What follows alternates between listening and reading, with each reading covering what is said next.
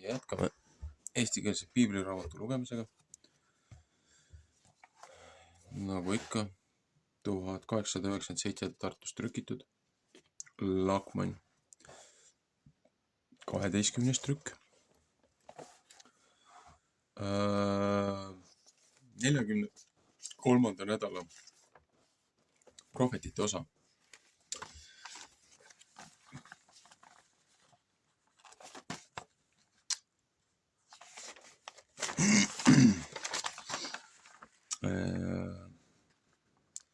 Massei, et rännakud on selle nädala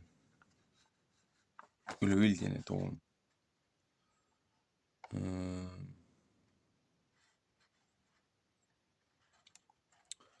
See oli numbrite viimane lugemine ja siis järgmine nädal on ka, küll on rännakud, aga see on teise nime all ja see läheb Moosese 5. raamatust edasi. Prohvetitega on Jeremiia raamat. Eelmine kord oli väike osa Jeremiia raamatust oli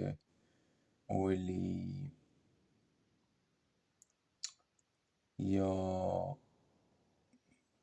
mingi osa nagu kordaks või mingi osa kattuks eelmise nädala prohvetitega. Kui ma nüüd ise just omast arust valesti ei lugenud. Ei lugenud, seepärast, et on esimese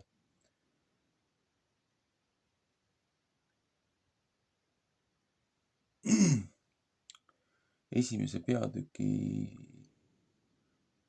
2.28 oli eelmine nädal.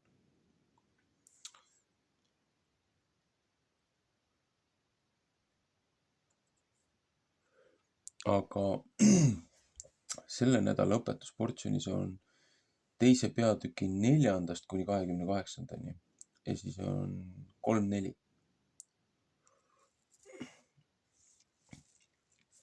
Uut testamenti kõnetab hästi palju. Aga hakkame siis Jeremiiast pihta.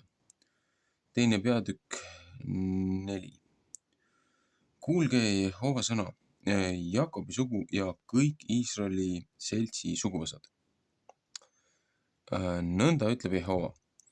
Mis ülekohut on teie vanemad minust leidnud, et nemad minu kaugele ära lahutanud ja on läinud tühja järele ja tühjadeks saanud ja ei ole ütelnud, kus on Jehova, kes meid siia üles toonud Egiptuse maalt, kes meid on saatnud kõrbes seal maal, mis lage ja orumaa, seal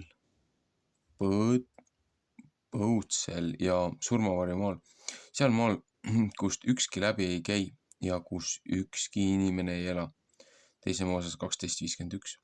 Ja ma olen teid viinud ühe viljalise põllumaale, tema viljast ja ta headusest sööma.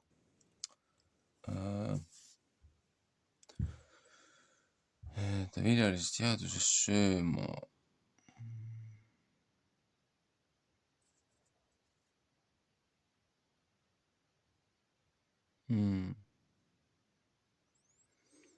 Aga teie olete tulnud ja minu maa roojaseks teinud ja mu päris osa hirmsaks teinud.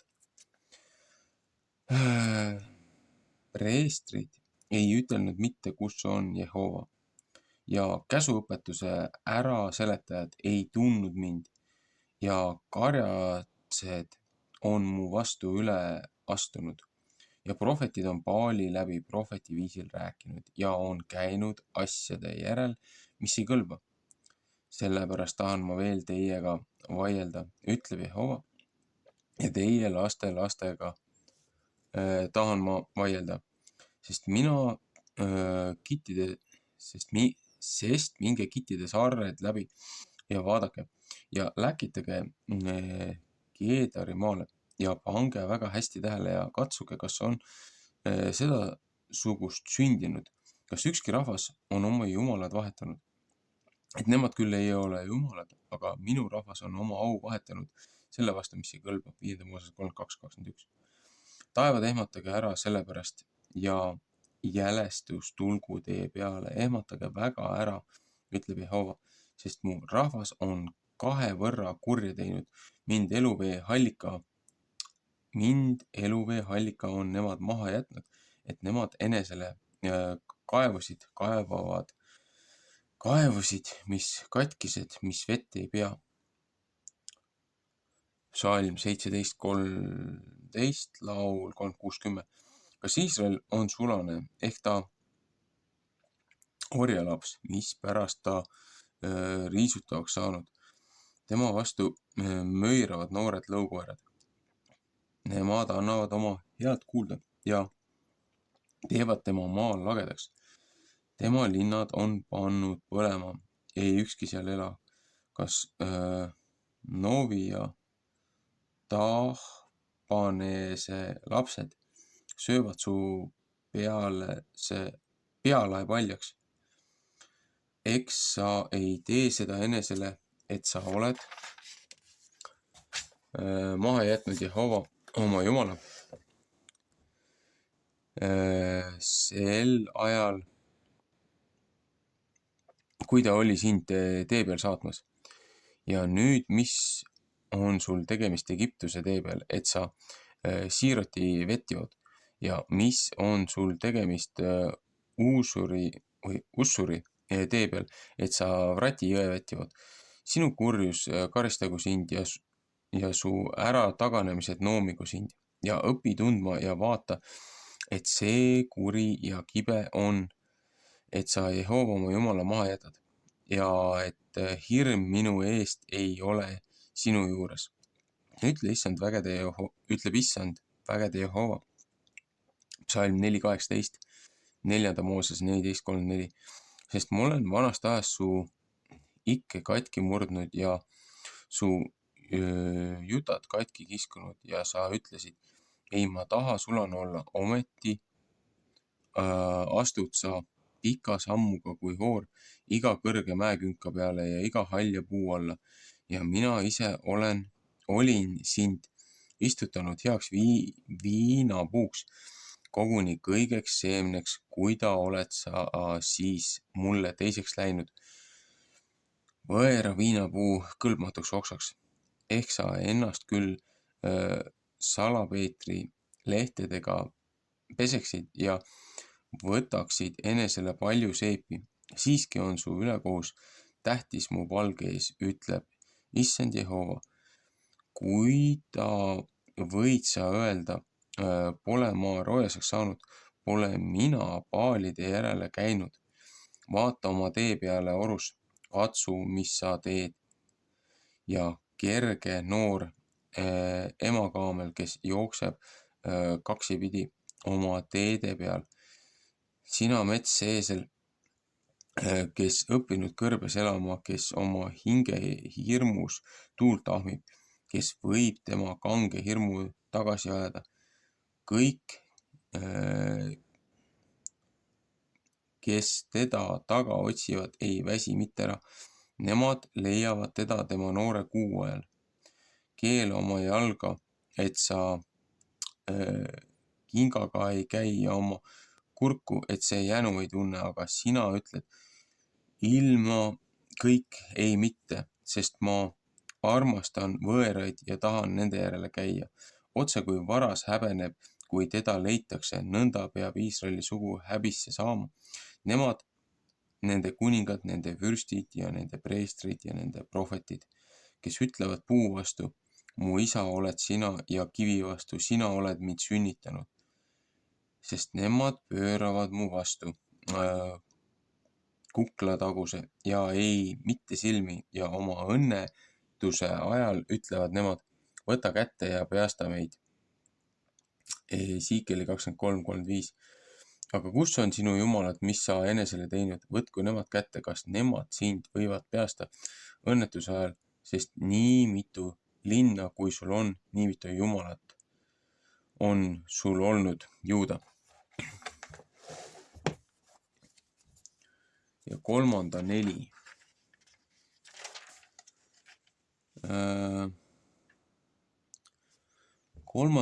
on Eks sa hüüa mitte, sest ajast mu vastu, mu isa, sina oled mu noore ea juhataja.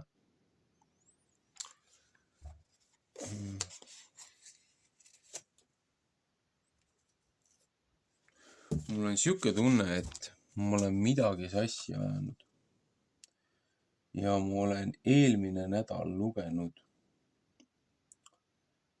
selle nädala prohveteid, seepärast et täielik déjà vu tunne on.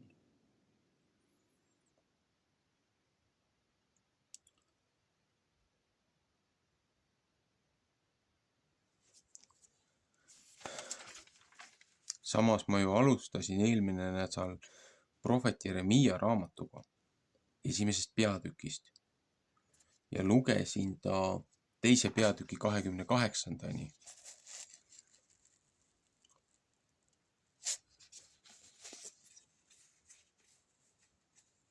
Aga siin ta on võtnud siis lihtsalt lühemalt teise peatüki 4. kuni 28-ndani. Ehk siis ta on kordanud uuesti seda osa.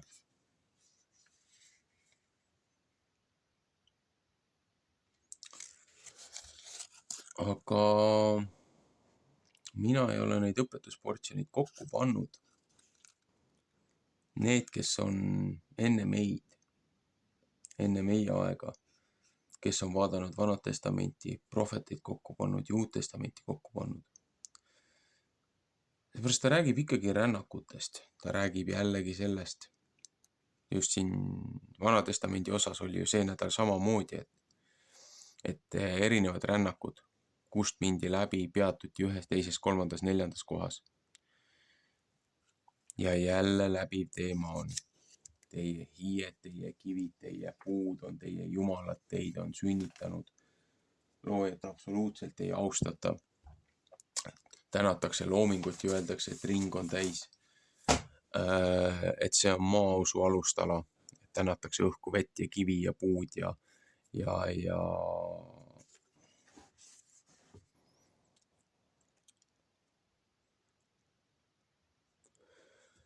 ma ei tea, miks see mind nii sügavalt häirib, et tegeletakse igasuguste lollustega ja see, mis on see, mida meie esisad tundsid ja teadsid enne seda, kui tulid need viikingite vallutused ja enne seda, kui tulid moslemite hordid Euroopasse.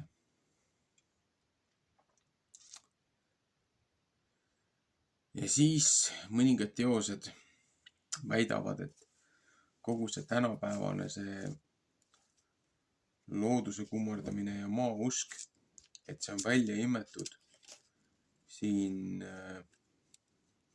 üksikutest kirjakohtadest, kui siin käisid kirjaoskajad mehed, kes nägid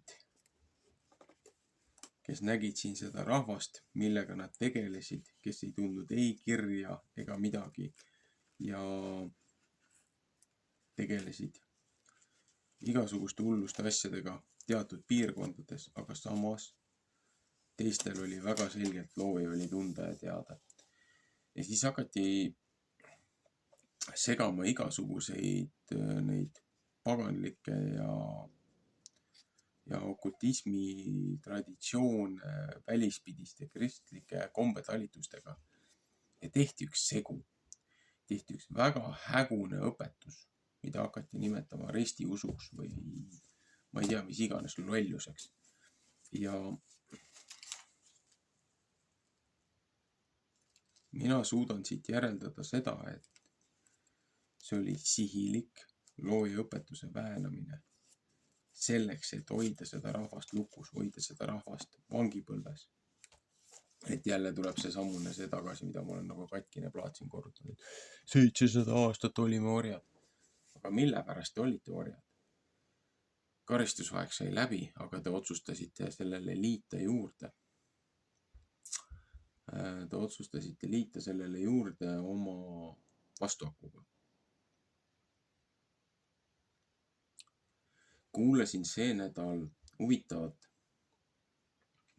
vestlust, et üks hästi uhke, muidu väga, väga palju õppinud ja tead ja meesterahvas. Nooremapoolne nagu ikka, vähemalt tundus visuaalselt, aga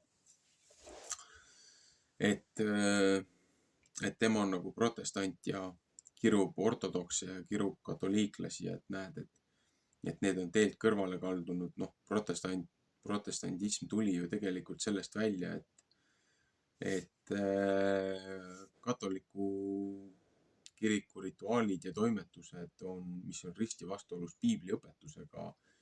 Et meil oli siuke tore tegelinski nagu Martin Luther, aga enne teda oli veel teisi tegelasi, kes protestisid korrumpeerunud kiriku vastu, täpselt nagu ju siin piiblis on Vanas Testamendis korduvalt rääkinud, et näed, tulid valitsejad, tulid kohtunikud, rahvas loobus loojast, läksid jälle võõraid jumalaid kummardama, läksid jälle muid lollusi tegema, läksid jälle muid rituaale tegema, segasid ennast nende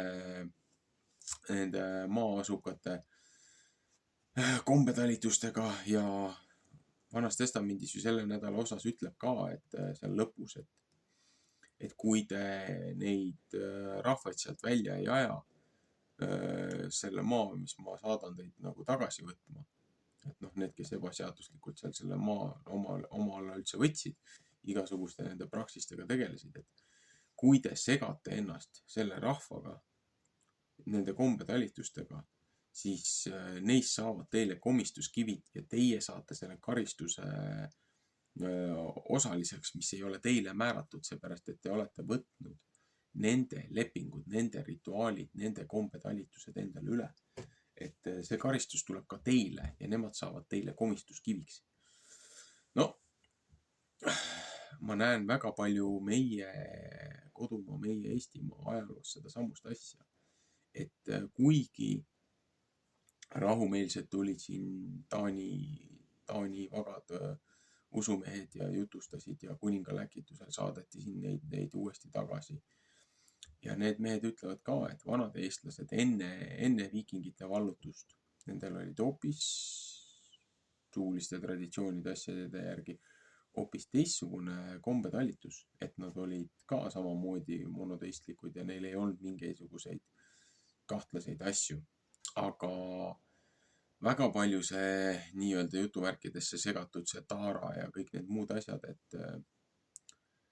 need tulevad Ukraina, Vene sealt selle piirialadelt, sealt segatud kombetalitustest, nendest slaavi rahvapärimustest ja asjadest on tehtud mingi nagu segu ja nende õpetused, nende puude ja kivide kummardused ja need igasugused muud tsirkused, mis siia Baltimaadesse toodi. Need said meie komistuskiviks ja siit hakkas ka levima see suur šamanism ja nõiatohtrid ja kõik muud asjad ja igasugused muud toredad asjad, mis on meie rahva folkloori on nii tugevalt sisse eegeldatud, et seda silma annab lahti arutada. Aga kuhu ma selle jutuga üldse minna tahan? Ma näen tohutuid paralleele. Ma näen väga suurt potentsiaali. Aga ma näen ka seda, et on suured komistuskivid nii kõrkuses, uhkuses, et see samune, kellest ma rääkisin, et kuulasin seda videot, ühte pikka saadet, et ta arvas, et ta lihtsalt nagu kirub nagu katolike ja või see katolike ja ortodoksi on ju, aga et esitab ühe lihtsa küsimuse ja siis üritab nagu saatesse kutsuda neid, kes kommentaariumis lihtsalt niisama lõugavad, et tulge saatesse ja andke oma argumendid. Aga see, kuidas ta suhtus neisse teistesse, oli nii üleolev ja nii ülbe ja nii vastik. Ja siis mingites asjades tal on väga hea arusaam, seal samas teistes asjades on nagu nii suured lüngad. Ja siis nagu olla veel uhke ka ja nina püsti ja ego litakas nagu nii kõrge, on ju, et mitte aru saamata oma eksimusi, siis pole ime, miks inimesed pöörduvad loojast kristlikust õpetusesse, pärast et on nii palju erinevaid nominatsioone ja konfessioone ja ma ei tea, mis igasuguseid sessioone, et probleem ongi selles, et kõik on üritanud, need hilisemad, need kirikupead ja asjad on teinud oma regemendid, oma nii-öelda hierarhiad, oma asjad ja kõik muu. Aga nende traditsioonid ja kombetalitused ja rituaalid ja asjad on risti vastuolus sellega, mis on piiblis kirjas, ja kui nad ütlevad, et nagu piibel on see, mida nad jälgivad ja mille põhjal nad teevad seda, mida nad teevad, siis nagu vabandust, et sellepärast inimesed pöörduvadki kirikust ja pöörduvadki loojast ja lähevadki tagasi sinna praktiseerima neid igasuguseid neid muid asju, seepärast et nemad leiavad sealt väe, nemad leiavad sealt selle mõistmise ja arusaama, mida nad kirikust ei leia.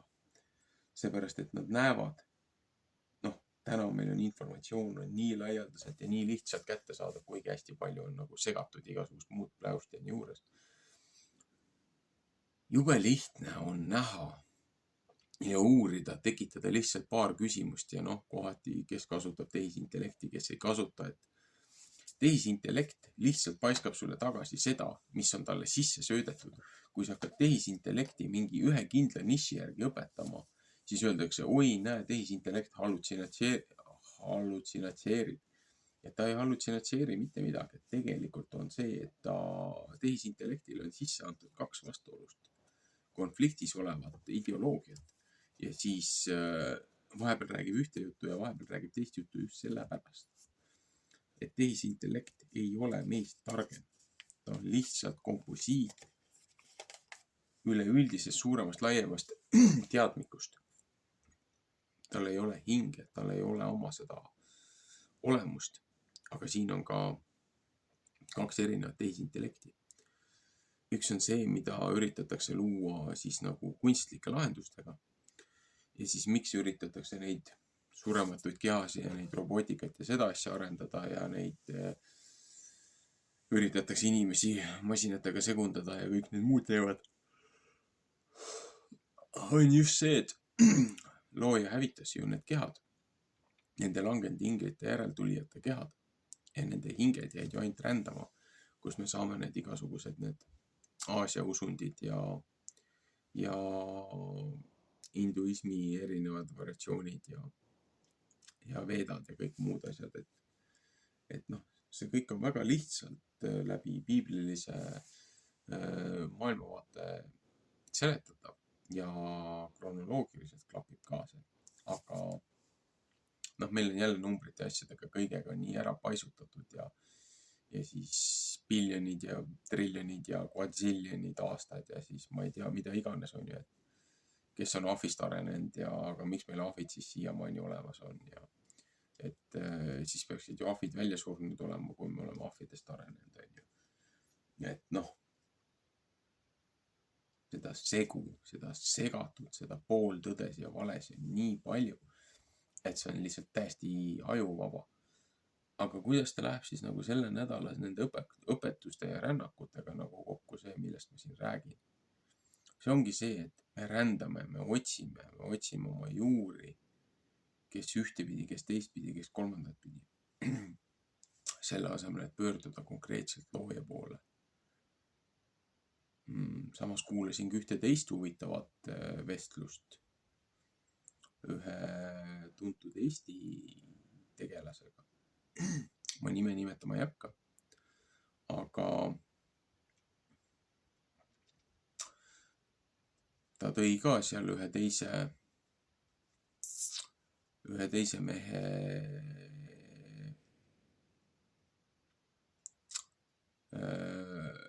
sõnad tõi välja, kes oli temale suureks eeskujuks selle intervjuu põhjal.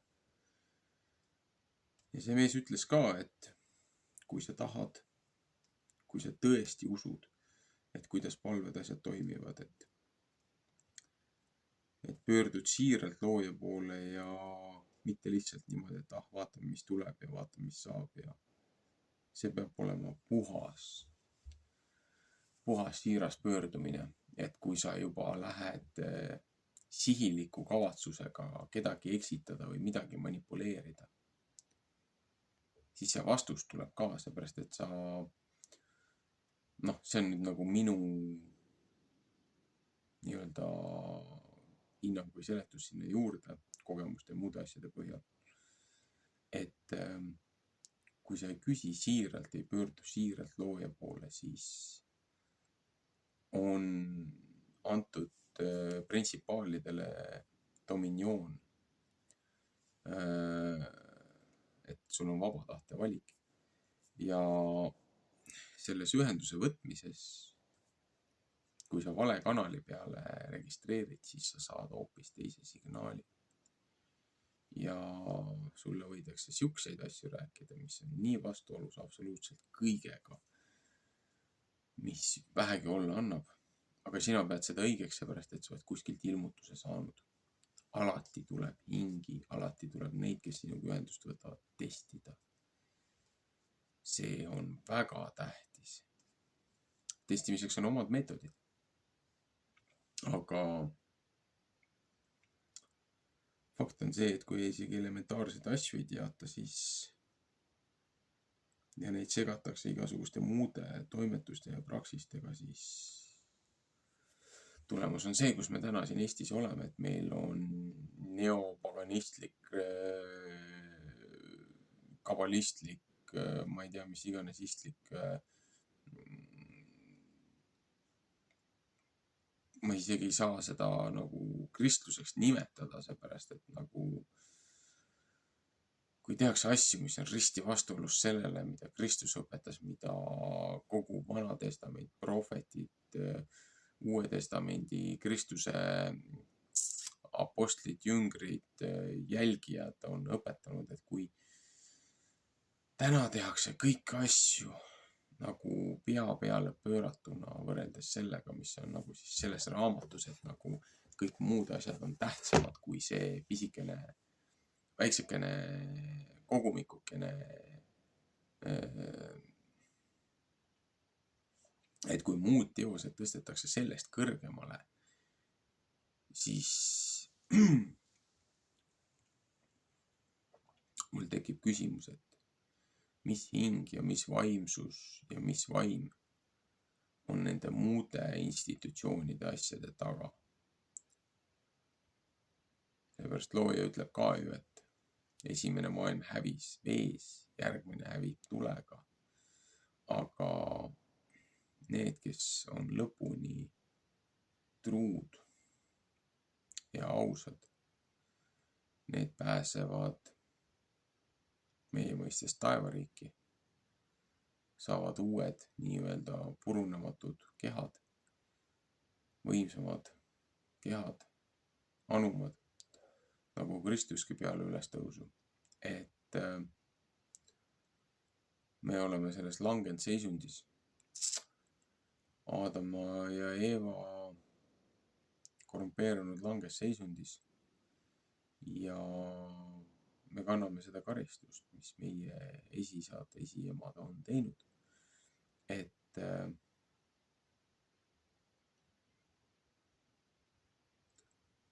aeg oleks lõpetada nendele teemonitele andmine, puhastada ennast, enda kodu tõelises patukahetsuses ja lõigata läbi kõik need sidemed, saata kõik need, kes on sind ja su peret kiusanud, lihtsalt välja ja nõuda ja paluda, et looja oleks ainus dominioon sinu kodus, ainus printsipaal sinu kodus, sinu lähedaste ümber, sinu maal, sinu rahval. Et kellelgi teisel ei ole õigust siin ärbelda ja ülbitseda ja et need lihtsalt aetakse minema, et seotakse kinni need pahalased, need kurjad vaimud, need nõiad, need šamaanid, et mis seotakse hingede maailmasse, seotakse ka materiaalselt. Et meie maine olemus peegeldab seda, mis toimub taevas, meie mõistes taevas. Kõige lihtsam, kõige lapselikum seletus sellele kosmilisele dimensioonile, mida tänu igasugustele kemikaalidele, mürkidele ja asjadele, mida me oleme terve elu sisse võtnud toidu ja farmaatsia näol, see on meid nii tuimaks teinud, et me ei näe isegi 1% sellest, mis meie ümber toimub. Et me oleme tõesti pimedad, juhivad pimedaid, et kobame kättpidi pimeduses, otsime valgust, aga paljud leiavad selle valguse kahjuks vale koha pealt. Mis ma kõige selle segase jutuga tahan öelda, on see, et meil ongi rännak, meil on hingerännak ja on erinevad moodused neid hingerännakuid teha. Aga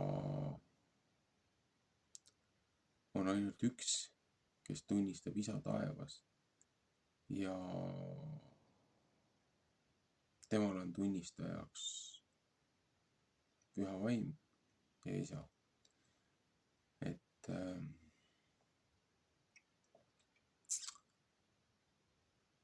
Johannese evangeeliumis juba alguse ridades, alguse peatükkides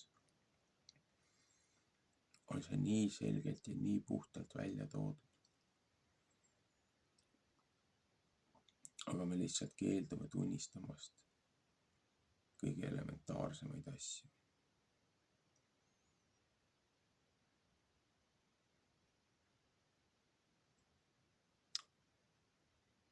Millest on tõsiselt kahju.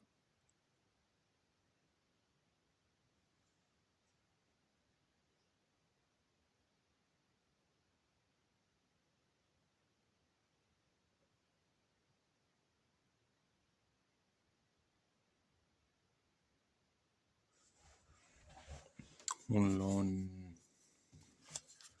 üks teine raamat pooleli. Ma omal seda salvestusseadet ei ole ikkagi saanud korralikku, mis toimiks. Mitu korda on sellega tuksi läinud.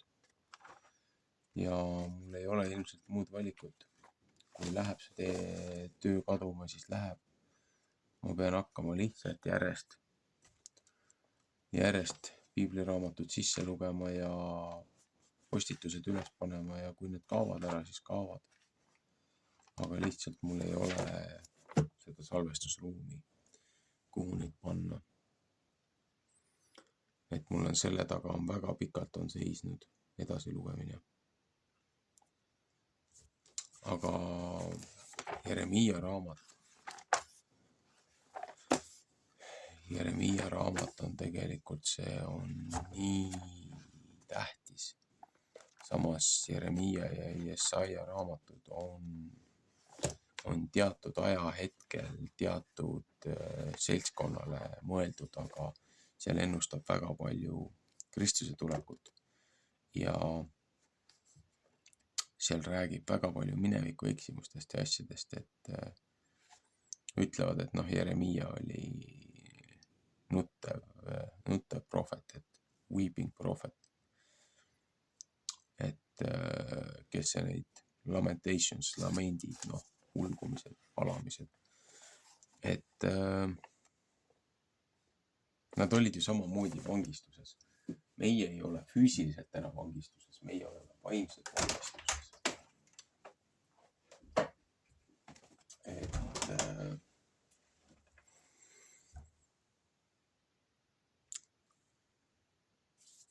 karistusaeg on ammu kantud. Uks on lahti, aga me lihtsalt ei suvatse teha seda esimest sammu ukse poole, et sealt välja astuda.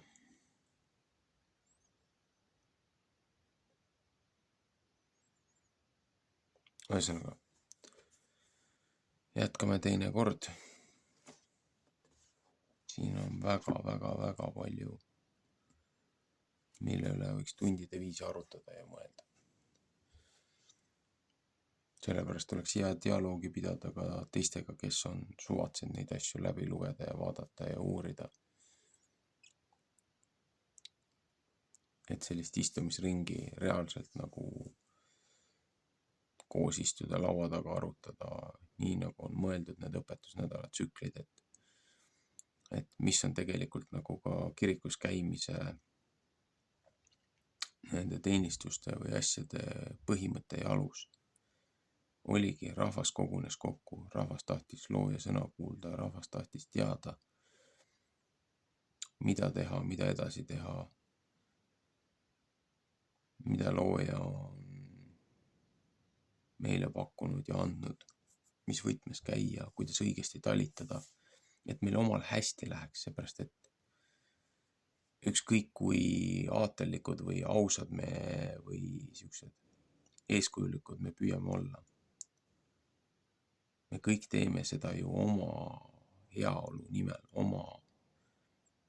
oma isekusest, oma kasupüüdlikkusest, et aga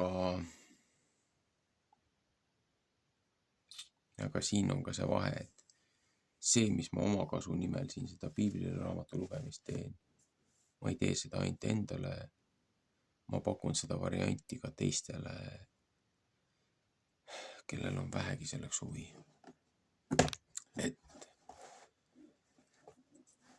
Et ma ei oleks ainus, kes sellest pimedusest välja ronib. Et on äkki teisi ka, kes tahavad vangitornist välja tulla. Ühesõnaga, meeldivat hingamispäeva, palju mõtlemist.